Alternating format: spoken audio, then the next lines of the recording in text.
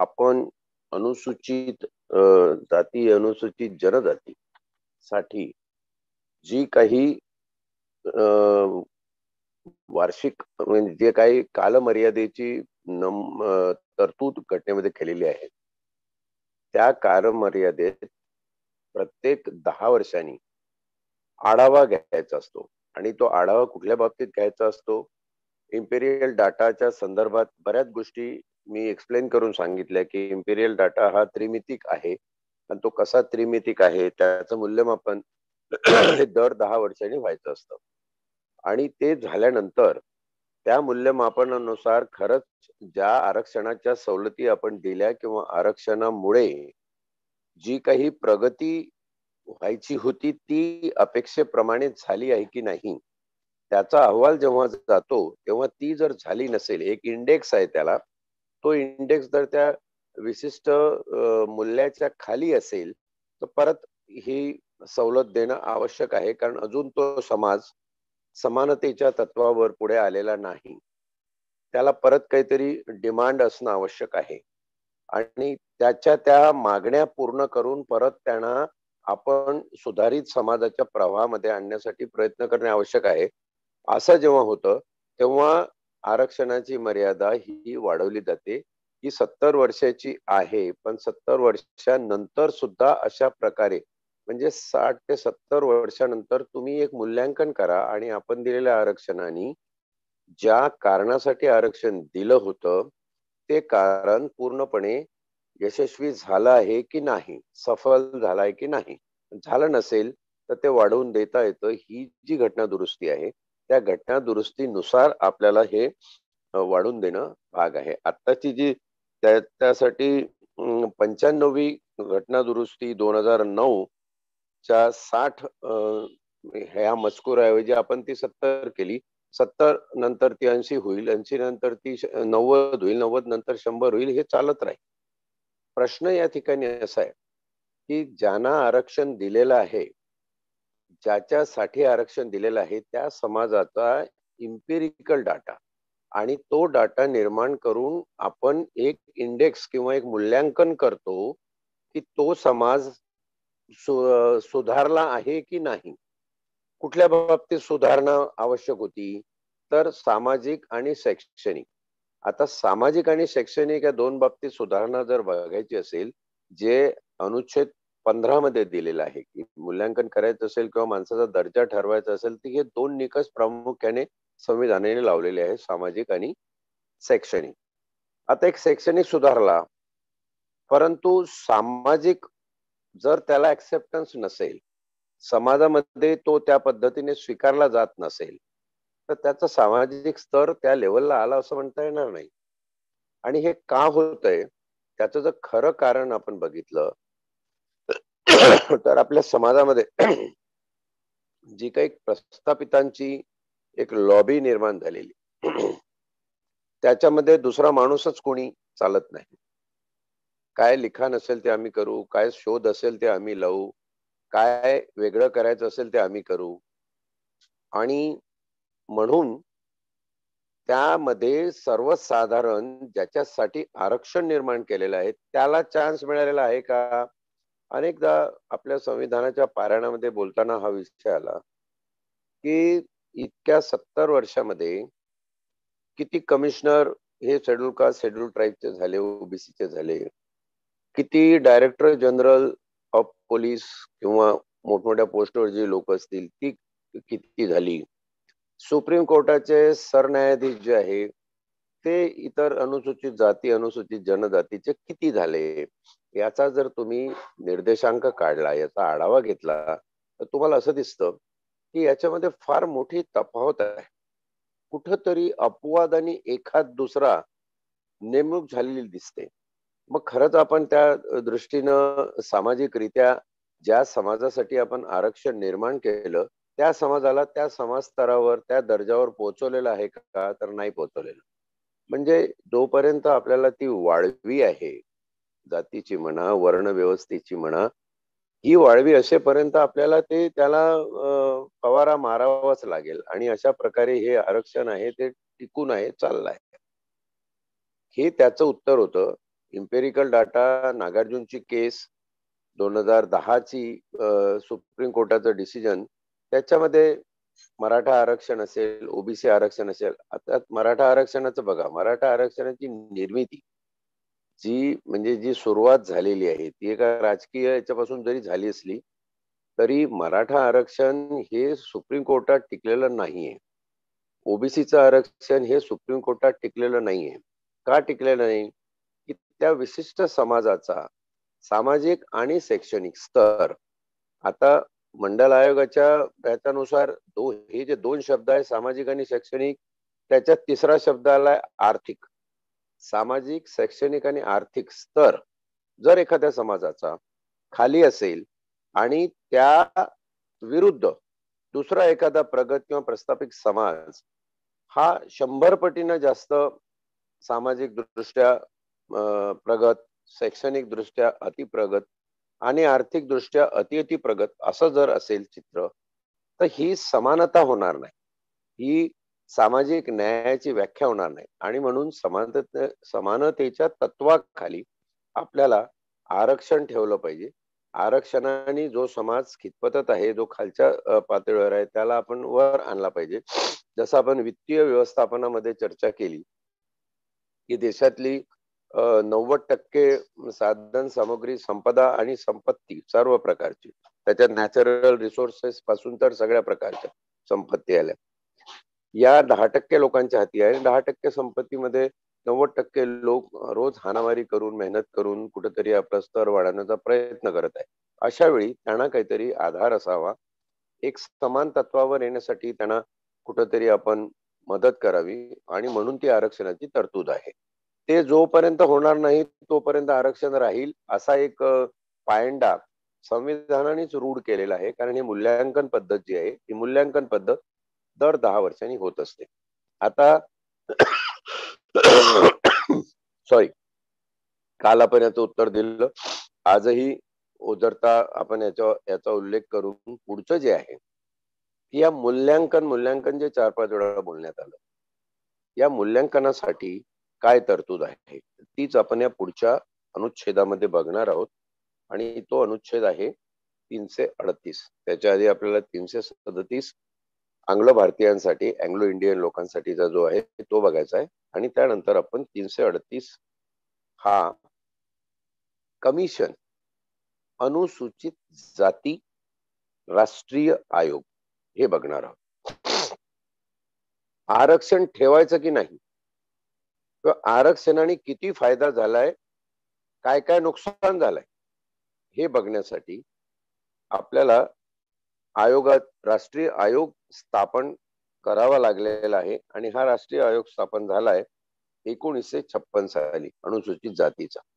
अनुसूचित जनजातीचा 2004 साली झाला. जे शेड्यूल ट्राईबच्या जेव्हा आरक्षणाच्या बऱ्याचशा मॅटर्स यायला लागल्या प्रत्येक राज्यातून, उदाहरण द्यायचं झालं तर आपल्याकडे व्हीजेएनटी, डीटीएनटी, ईएनटी या कॅटेगरीत आल्या. धनगर बांधवांच्या आरक्षणाचा प्रश्न आवासून उभा राहिला, त्याच्यातून बरंच राजकारण आणि बरंच पॉलिटिक्स झालं. खरं तर हे सगळे प्रश्न राजकारणासाठी फार फेवरेबल असतात आणि राजकारण याच्यामधून फार चांगल्या प्रकारे होऊ शकतं. आणि म्हणून त्यासाठी सुद्धा हे निर्माण केले जातात, हेही इथे लक्षात ठेवलं पाहिजे. पण आयोग निर्माण झाल्यानंतर आयोगाचं मुख्य काम हे आहे की समाज जर आरक्षण मागतोय आणि आरक्षणाची जर त्याला गरज आहे, तर तो किती प्रमाणात मागासलेला आहे किंवा खरंच त्याला आरक्षणाची गरज आहे की नाही याची निर्धारण पूर्व माहिती आयोगाने घेऊन संसदेपुढे ठेवायचे, राष्ट्रपतींपुढे ठेवायचे, विधिमंडळीय राज्याचा भाग असेल तर राज्यपालांकडे ठेवायचे आणि त्यानुसार आरक्षणाचे निर्णय घेतले जातील किंवा आरक्षणाच्या निर्णयामध्ये काही बदल होत जातील. पण आजकाल त्याच्यात एक राजकीय खेळी इतकी बेमालूमपणे करण्यात येते की संसद ज्या पक्षाचं सरकार असतं किंवा संसदेमध्ये ज्यांचं प्राबल्य असतं त्यांना या ठिकाणी काही गोष्टींना स्पर्श न करणं बरं वाटतं किंवा आपण आपल्या अंगावर घ्यायचं नाही. तुमच्या काळामध्ये तसं झालं होतं, तुमच्या काळात हे झालं होतं. आजकाल ही प्रथाच झालेली आहे की तुम्ही काय ना आम्ही काय, तुम्ही तुमच्या वेळी काय केलं ना आम्ही आमच्या वेळी काय केलं, या अहमहिकेमध्येच संपूर्ण शासन प्रशासन कारभार चाललेला असतो रात्रंदिवस. प्रश्न इथे असा आहे की तुम्ही तुमच्या निस्पृहतेसाठी कुबडी म्हणून न्यायपालिकेची मदत घेता. म्हणून मग कोणीतरी एक उठून याचिका दाखल करतो.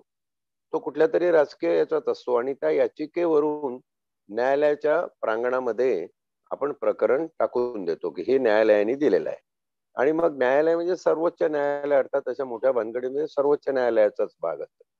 जर सर्वोच्च न्यायालयाने त्यामध्ये निर्णय दिला, मग न्यायालयाने ते केलं म्हणून आम्हाला ते करणं भाग आहे, अशा प्रकारची एक आड, त्याला आपण राजकीय खेळी म्हणू किंवा पॉलिटिकल गिमिक्स म्हणता येईल, अशा प्रकारचा हा खेळ चाललेला आहे. म्हणजे संविधान आपल्या जागी आहे, संविधानाने दिलेले निर्देश ते स्पष्ट आहे. एकंदर समतेचं आणि समानतेचं वातावरण निर्माण व्हावं त्यासाठी ते दिलेलं आहे. परंतु असा प्रश्न पडतो आजकाल की समतेसाठी समानतेसाठी जी तत्व भारतीय संविधानामध्ये दिलेली आहे, त्या तत्वाचा वापर करताना किंवा ती वापरली जाताना आपण विषमता समाजामध्ये पेरतो आहे की काय, आणि हाही प्रश्न त्या दृष्टीने महत्वाचा आहे. तर त्याचाही आपण विचार याच्यामध्ये करणार आहोत पुढे. परंतु महत्वाचं या ठिकाणी असं आहे, आजच्या प्रश्नाच्या अनुषंगाने 70 वर्ष ही जी कालमर्यादा दिली आहे, ती कालमर्यादा पुढे त्यांचं निर्धारण आणि मूल्यांकन समानतेच्या तत्वावर करण्यासाठीची आहे. ती समानता प्रस्थापित होत नसेल तर ती परत वाढवण्याची तरतूद आपण घटनेमध्ये घटना दुरुस्ती करून केलेली आहे. आणि ती घटना दुरुस्ती जर पाहिली तर जोपर्यंत हे समानतेचं तत्व प्रस्थापित होत नाही, एस्टॅब्लिश होत नाही, तोपर्यंत रिझर्वेशन हे असंच राहील. हा एक भाग लक्षात घ्या. आता त्याच्यात बऱ्याच गोष्टी येतात. मग रिझर्वेशन ज्या कॅटेगरीसाठी दिलं त्या कॅटेगरीतले सगळेच लोक रिझर्वेशन घेतात का? समजा अनुसूचित जातीचा आपण विचार केला किंवा अनुसूचित जनजातीचा विचार केला, तर अनुसूचित जाती या मथळ्याखाली किती लोक येतात, किती जाती येतात? समजा 15, 16, 20, 25 जाती असतील. मग आता अशा भानगडी सुरू झाल्या, या 15, 20, 16 पैकी फक्त 3 किंवा 4 जातींचंच जास्त भलं झालेलं आहे. त्यांनाच रिझर्वेशनचे मॅक्झिमम लाभ मिळालेले आहेत, इतरांना मिळाले नाही.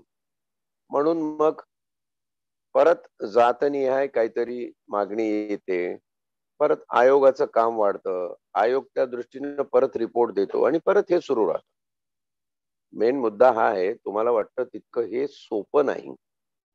रिझर्वेशन कशासाठी देण्यात आलेलं आहे ह्याचा पहिला विचार करायचा. किती वर्षासाठी दिलेलं होतं ते 70 वर्षासाठी. म्हणजे काय, संविधान जर पूर्ण त्यांच्या नैतिक मूल्यासकट अंमलबजावणी झाली असती संविधानाची, तर 70 वर्षामध्ये देशात समाजात ही समानता निर्माण झाली असती, असं दिवा स्वप्न घटनाकारांनी त्या काळात बघितलं असेल. म्हणून 70 वर्ष दिलेली आहे. पण आजची परिस्थिती बघता आणि 70 वर्षाचा प्रवास बघता असं अजिबात वाटत नाही. उलट आपण जास्त धर्मांध, जास्त जात्यंध होत चाललेलो आहोत. ही जी एक अघोरी कृती किंवा खेळी आपल्या बरोबर होत आहे, त्याच्यामध्ये संविधान संपतंय याची जाणीवच आपल्याला नाहीये. आणि संविधान संपलेलं आहे, संविधान देशामध्ये पाळलं जात नाही, त्याची बोंब सुद्धा आम्हीच मारतोय. आणि आमच्याच काही नासमज कृतीमुळे हे संविधान निष्प्रभ ठरत आहे. याही 2-3 गोष्टींचा या ठिकाणी विचार झाला पाहिजे, होत राहील. आणि आपण परत अजून असे प्रश्न असतील तर त्या प्रश्नावर चर्चा करतच राहू, त्याबद्दल दुमत नाही. तुर्तास आजच्या भारतीय संविधानाच्या सलग 186व्या पुष्पाचा विचार करताना आज दिनांक 10 फेब्रुवारी 2022 रोजी आपण अनुच्छेद 337, 338 या 2 अनुच्छेदाचं वाचन केलंय. त्या अनुषंगाने आपण विवेचन करूया. 337 आंग्ल भारतीयांसाठीच आहे. आंग्ल भारतीय समाजाच्या लाभासाठी शैक्षणिक अनुदानाबाबत विशेष तरतूद. आंग्ल भारतीय समाजाच्या लाभाकरिता 31 मार्च 1948 रोजी संपणाऱ्या वित्तीय वर्षात शिक्षणाबाबत दिली गेली होती अशी काही अनुदाने असतील तर तीच अनुदाने या संविधानाच्या प्रारंभानंतर पहिल्या 3 वित्तीय वर्षात संघराज्य व प्रत्येक राज्य यांच्याकडून दिली जातील. 48च्या पूर्वी जर अँग्लो इंडियन लोकांच्या शैक्षणिक उत्थानासाठी काही अनुदान शासनाने मंजूर केलं असेल तर ते अनुदान तीच रक्कम 48 पासून पुढे 3 वर्ष म्हणजे 51 पर्यंत 49, 50, 51 पर्यंत चालू राहील. केंद्रात आणि राज्यात दोन्ही ठिकाणी. पुढे प्रश्न येतो की 3 वर्षानंतर मग काय? पुढचा भाग असा आहे, दर 3 वर्षाच्या अनुवर्ती कालावधीत म्हणजे एकत्रित सलग मागचा, ज्याला सक्सिडिंग पिरियड आपण म्हणतो, अनुवर्ती कालावधीत लगतपूर्व 3 वर्षाच्या कालावधीत अनुदानापेक्षा ती 10% कमी असू शकतील, परंतु असे की या संविधानाच्या प्रारंभापासून 10 वर्षाच्या अखेरीस अशी अनुदाने जेथवर ती आंग्ल भारतीय समाजाला विशेष सवलत म्हणून असतील तेवढ्या व्याप्तीपुरती बंद होतील. पहिलं काय म्हटलेलं आहे? 3 वर्षानंतर काय होईल? 3 वर्षानंतर ती अनुदान जर पुढे चालू ठेवायची असतील तर त्याची 10% कपात होईल. म्हणजे 100 रुपये अनुदान असेल तर 90 रुपये मिळेल, अशी कपात होत जाईल. आणि जास्तीत जास्त किती? 10 वर्षापर्यंत हे चालेल. 10 वर्षानंतर जर आंग्ल भारतीय समाजाला विशेष सवलत म्हणून गरज आहे की नाही त्या व्याप्तीपुरतं ते बंद होईल. आणि जर गरज नसेल, अँग्लो इंडियन समाजाला पुढच्या सवलतीची, पुढच्या अनुदानाची, पुढच्या शैक्षणिक मदतीची गरज नसेल तर ते बंद होतील. गरज नसेल तर बंद होतील. हाच संदर्भ जो अँग्लो इंडियन समाजासाठी लावण्यात आला तोच अनुसूचित जाती जनजातीसाठी लावण्यात आलेला आहे. पुढे आपल्याला लक्षात येईल.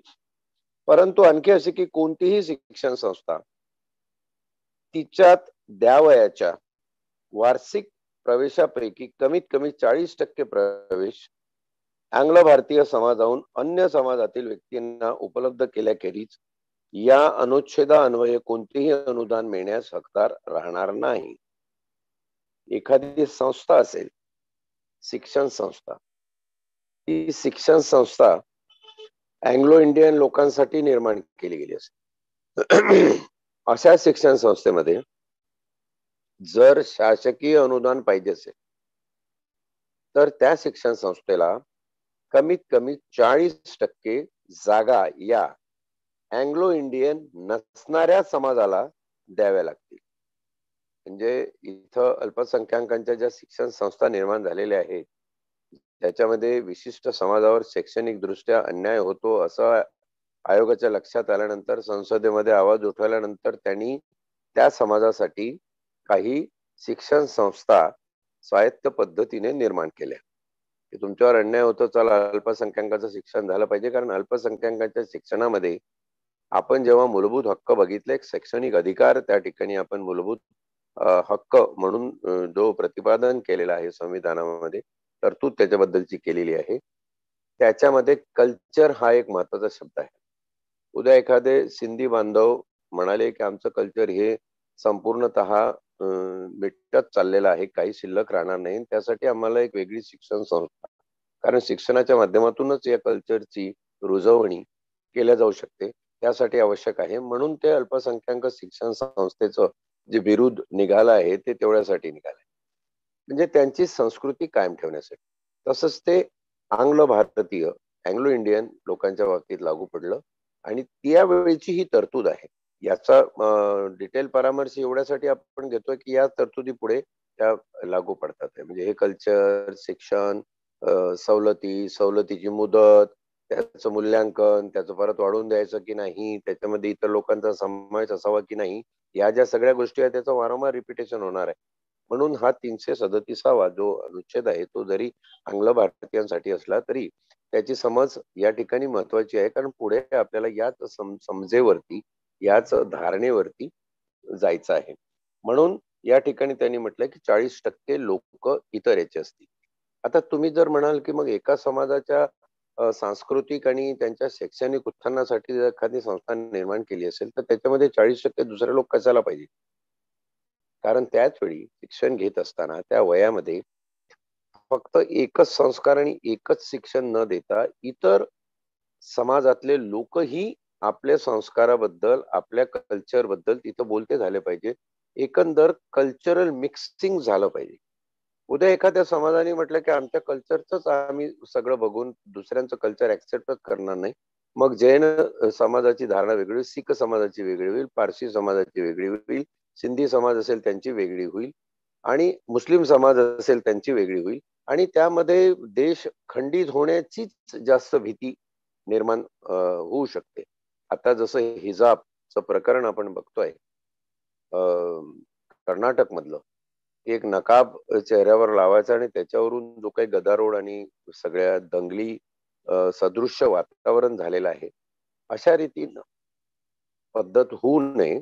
असं जर झालं तर एका समाजाचं प्राबल्य त्याच समाजाचे तसेच शिक्षित आणि त्यांना तेवढंच कल्चर माहित आहे अशी नागरिक आपल्याला समाजात नको आहे. तर समावेशक नागरिक पाहिजे, भारतातल्या विविध सांस्कृतिक चालीरीती समजून घेणारे पाहिजे आणि म्हणून 40% ही मर्यादा आंग्ल भारतीयांच्या विशेषत्वाने उत्थानासाठी निर्माण केलेल्या शैक्षणिक संस्थेमध्ये इतर समाजासाठी दिलेली आहे. हे या ठिकाणी आपण लक्षात घेऊ.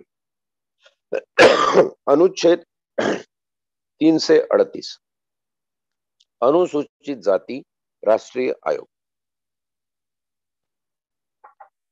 सर्वप्रथम आपण या राष्ट्रीय आयोगाची गरज काय आणि ते का निर्माण झालं त्याचा परामर्श घेऊया. याच्यामध्ये वेगवेगळ्या वेळी वेगवेगळे बदल करण्यात आलेले. अनुसूचित जाती राष्ट्रीय आयोग, संविधान 89 सुधारणा अधिनियम 2003 यांच्या कलम 2 द्वारे आधीच्या समासटी ऐवजी ही समासटीक दाखल केली आहे आणि ती 19 फेब्रुवारी 2004 पासून प्रभावी ठरणार आहे. हे 2004 मध्ये याच्यात आलेली एक घटना दुरुस्ती आहे.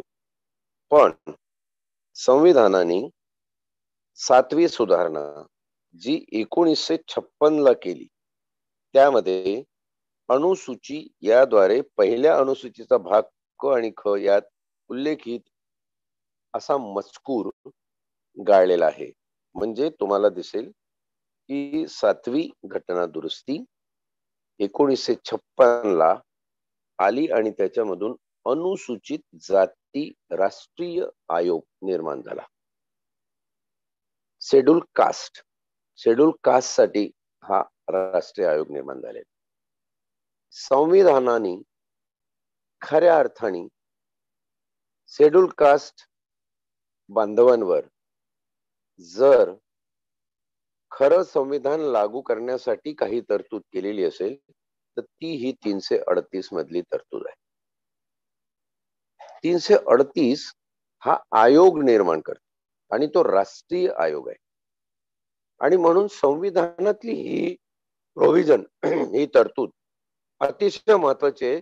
कारण या आयोगाची कार्य आणि आयोगाच्या शिफारसीवरून काय काय पुढे होऊ शकतं हे आपल्या अनेकांच्या गावी नसतं.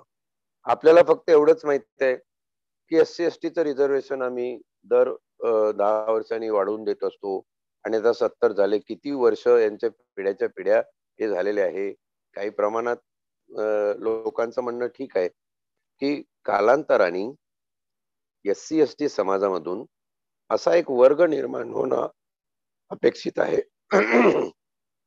SC ST समाजामधून असा एक वर्ग निर्माण होणं अपेक्षित आहे जो वर्ग असं म्हणेल की आम्ही आमच्या 2 किंवा 3 पिढ्या आरक्षण उपभोगलेलं आहे. आम्ही पुरेसे मुख्य प्रवाहाच्या सामाजिक जीवनामध्ये आलेलो आहोत. आता इथून पुढे आम्हाला आरक्षण नको आहे. पण एकही उदाहरण असं दिसत नाही. याचं कारण काय आहे? सामाजिक आणि शैक्षणिक शैक्षणिक, त्याच्यामध्ये मंडल नंतर आर्थिक हा शब्द आला, सामाजिक, शैक्षणिक, आर्थिक या तीनही बाबतीमध्ये समानता प्रस्थापित झाली आहे का? तर कुठलाही माणूस म्हणेल नाही आम्हाला आरक्षण पाहिजे, आमची अजून सामाजिक प्रतिष्ठा नाही आहे. सांग, याचं मूल्यमापन कोण करेल? तर याचं मूल्यमापन आयोग करेल. आणि म्हणून संविधानामधली ही तरतूद एक अनन्य साधारण तरतूद आहे. इथं हे सांगताना विशेष लक्षपूर्वक आणि विशेष ध्यान देऊन बघितलं पाहिजे की अशा प्रकारची तरतूद जगातल्या कुठल्याही इतर संविधानामध्ये नाही. म्हणजे आयोग, तिथे एक निरीक्षण आहे, कधी कमिटी आहे, पण हा आयोग आहे. आयोग आणि कमिटी, कमिशन आणि कमिटी याच्यामधला डिफरन्स, एकदा एकाने व्हॉट्सअपवर मला विचारलं की आयोग आणि कमिटी त्याच्यामधला फरक काय आहे. कमिटी म्हणजे तात्पुरत्या मॅनेजमेंटसाठी आपण निर्माण केलेली एखादी बॉडी आणि ती कालमर्यादित असते. ते झालं की तिथे ती संपते. पण आयोग हा कंटिन्यू राहतो. आयोग हा कंटिन्यू राहतो आणि आयोगाचं जे म्हणणं असतं त्याच्यावर कायदेशीर बंधनं असतात की शासनकर्त्यांना, प्रशासनकर्त्यांना आयोगाच्या त्या शिफारसी ग्राह्य धराव्या लागतात. किंबहुना तसं झालं नाही तर प्रकरणं मग न्यायप्रविष्ट होतात. म्हणून आयोग हा महत्वाचा आहे. आणि हा आयोग कशामुळे झाला हे जरी आपण ओघाओघाने नंतर बघणारच असलो तरी आयोग नेमकेपणाने काय करतो त्या तरतुदी जर बघितल्या तर या एका 338 अनुच्छेदाचे जवळपास 10 समभाग, 10 खंड आपल्याला अभ्यासावे लागणार आहेत आणि त्याच्यातून ही प्रचिती येणार आहे.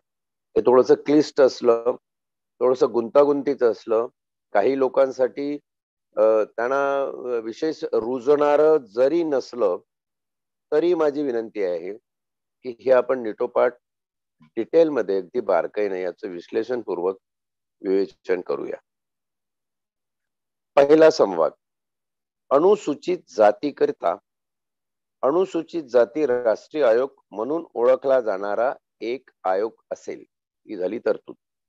संभाग 2, संसदेने या बाबतीत केलेल्या कोणत्याही कायद्याच्या तरतुदींना अधीन राहून हा आयोग निर्माण करण्याचे, त्याचे अधिकार ठरवण्याचे, त्याचे कार्यकक्षा ठरवण्याचे अधिकार संसदेने कायद्यानुसार तो आयोग निर्माण करावा, त्याची कार्यकक्षा ठरवावी, त्याचं अधिकार क्षेत्र ठरवावं. हा आयोग अध्यक्ष, उपाध्यक्ष आणि इतर 3 सदस्य यांचा मिळून बनलेला असेल आणि अशा प्रकारे नियुक्त केलेला अध्यक्ष, उपाध्यक्ष व इतर सदस्य यांच्या सेवेच्या शर्ती व पदावधी राष्ट्रपती नियमाद्वारे निर्धारित करील त्याप्रमाणे असतील. 5 लोक असतील, 3 सदस्य, 1 उपाध्यक्ष आणि 1 अध्यक्ष. समभाग 3, आयोगाचा अध्यक्ष, उपाध्यक्ष आणि इतर सदस्य यांची नियुक्ती राष्ट्रपती आपल्या सही शिक्क्यानिशी अधिपत्राद्वारे, जाहीर सूचना, अधिपत्राद्वारे करी.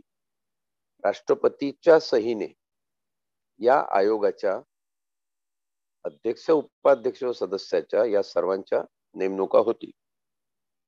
अनुच्छेद 338 संभाग 4, आयोगाला आपल्या कार्यपद्धतीचे विनियमन करण्याचा अधिकार असेल.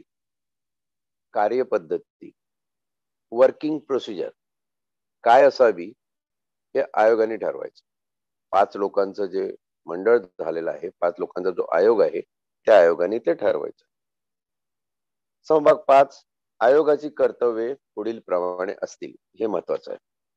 अनुसूचित जातीसाठी या संविधानान्वये किंवा त्यावेळी अंमलात असलेल्या इतर कोणत्याही कायद्यान्वये किंवा शासनाच्या कोणत्याही आदेशान्वये तरतूद करण्यात आलेल्या संरक्षक उपाययोजना संबंधीच्या सर्व बाबींचे अन्वेषण व संनियंत्रण करणे आणि अशा संरक्षक उपाययोजनांच्या कार्यान्वयांचे मूल्यमापन करणे.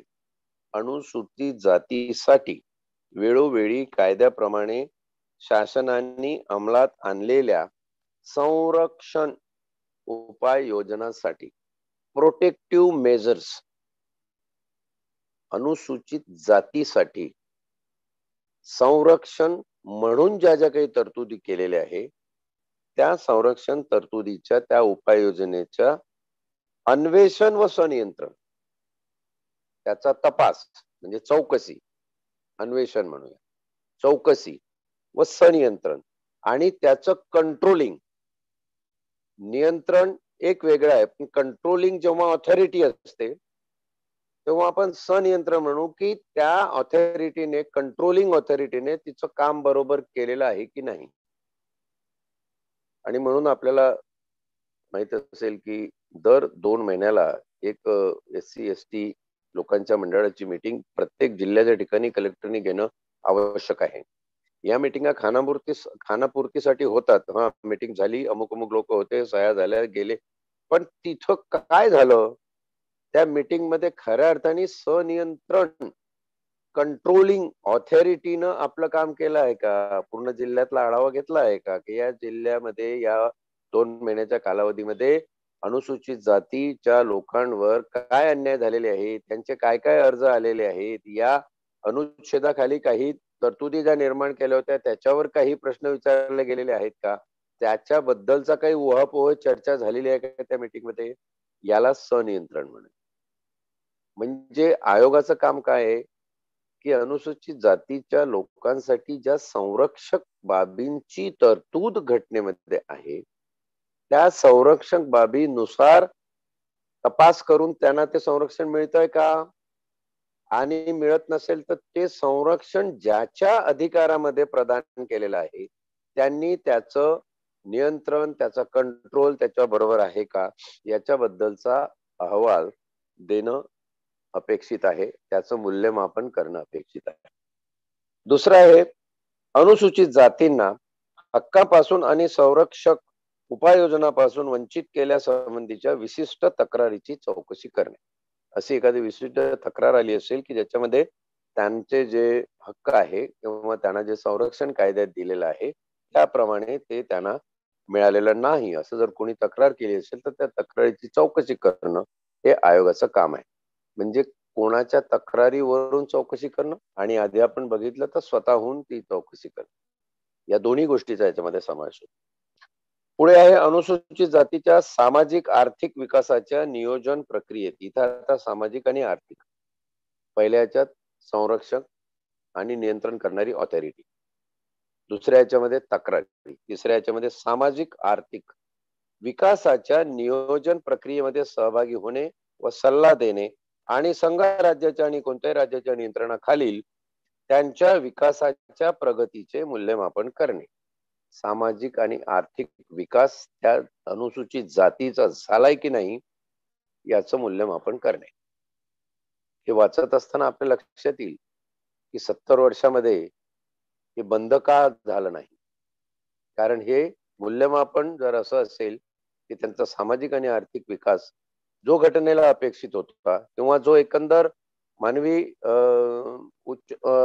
हे आहे इंडेक्स ज्याला आपण म्हणू, जो समृद्ध जीवन जगण्याचा जो इंडेक्स आहे त्या इंडेक्स पर्यंत ते गेले आहेत की नाही हे कोण सांगणार? तर हे आयोग सांग. आणि आयोगाने जर असं सांगितलं की नाही अजून त्यांना वेळ आहे, त्या इंडेक्स पर्यंत ते पोहोचलेले नाहीये, तर परत या सवलती आपल्याला वाढवून देणं भाग आहे किंवा आयोग, राष्ट्रीय आयोग अनुसूचित जाती संबंधीचा तशी शिफारस संसदेला करेल आणि संसदेला त्या शिफारसीनुसार कायदेशीर तरतूद करणं आवश्यक असेल. पुढे आहे त्या संरक्षक उपाययोजनांच्या कार्यान्वयावरील अहवाल दरवर्षी आणि आयोगाला योग्य वाटेल अशा इतर वेळी राष्ट्रपतीला सादर करणे. वर्षालाच अहवाल दिला पाहिजे असं नाही, त्याच्या आधी द्यायचा असेल तर त्याच्या आधी सुद्धा ते देऊ शकतात. हा अहवाल देईपर्यंत भाग आहे तो आपण आज बघून इथं थांबूया. हे विवेचन आपण मुद्दाम थोडस हळूवार याच्यामध्ये जाऊया कारण बरेच प्रश्न याच्यामध्ये येतील.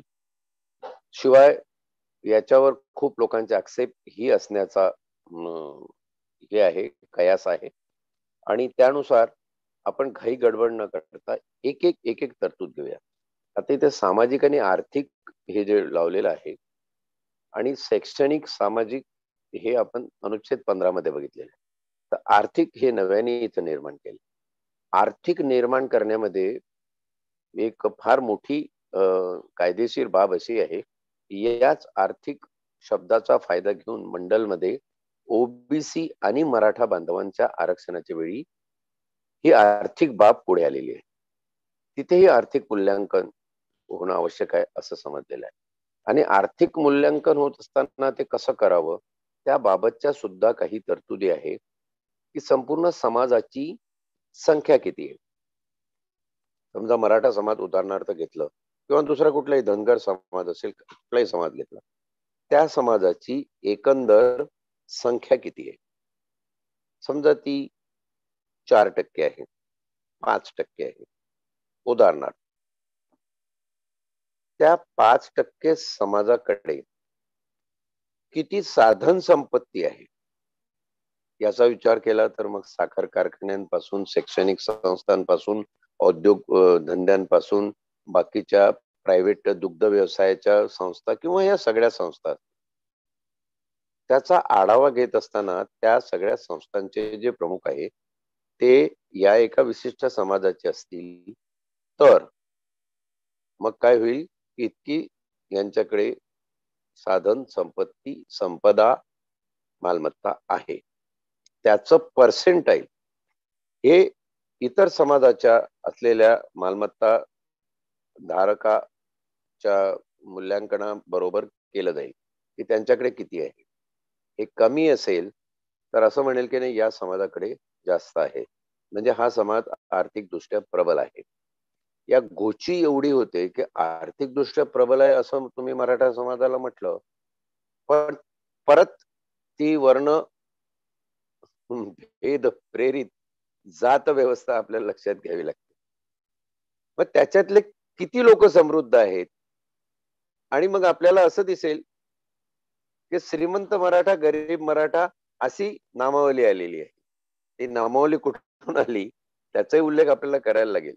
हा आर्थिक एक शब्द संविधानामध्ये आल्यामुळं ही सगळी बाब आलेली आहे. कारण आर्थिक हा अनुसूचित जातीकडे संपत्ती किती आहे. कारण आपण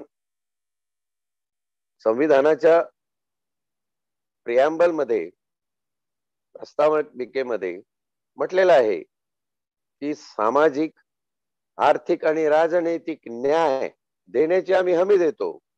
आर्थिक न्यायाची हमी असेल तर एकाकडे 1 रुपया आणि दुसऱ्याकडे 1 करोड असं होणार नाही. त्याच्याकडे 1 करोड असू दे, पण त्या बाबतीत याच्याकडे 1-1.5 लाख तरी असले पाहिजे. नाही त्याच्या बरोबरीचं तर कुठंतरी एक कमाल धारणा जी एक सामाजिक आर्थिक कंडिशनिंग आहे देशाची, जीडीपी म्हणा किंवा बाकीचं म्हणा, ते तर असली पाहिजे. म्हणून जी तरतूद त्या ठिकाणी अर्थकारणासाठी केलेली आहे. पण दुर्दैवाने आज हे म्हणावं लागतं जेव्हा गरीब मराठा, श्रीमंत मराठा असा भेद निर्माण केला जातो आणि परत ह्या सगळ्याचं राजकारण याच्यामध्ये भानगडी, हा म्हणाल तितका क्लिष्ट होत जाणारा विषय आहे. मग त्या समाजाच्या कुठल्या एका विशिष्ट प्रवर्गाने सगळं लाटलेलं आहे तर नॅचरली तुम्हाला असं दिसेल की जे सत्ताधारी आहेत आणि जे कुळ, जी आडनावं सत्तेमध्ये रिपीट होत असतात त्यांच्याकडेच ही आर्थिक प्रबलता आलेली दिसते. राज्यसत्ता, अर्थसत्ता, अर्थसत्तेतून परत राज्यसत्ता आणि राज्यसत्तेतून परत अर्थसत्ता, या गोष्टी होत राहतील. आपण ही चर्चा करत राहू. अशाच प्रकारे प्रश्न याच्यावर भरपूर येतील, तेव्हा आपण त्याचंही विवेचन करत राहू वेळोवेळी आणि हे पाहत राहू. आता तुर्तास इथे या 3 तरतुदी बघून आपण थांबूया. याची कार्य दिलेली आहे थोडक्यात. अनुसूचित जाती राष्ट्रीय आयोग ही काय भानगड आहे त्याबद्दलचं सगळं विवेचन आहे.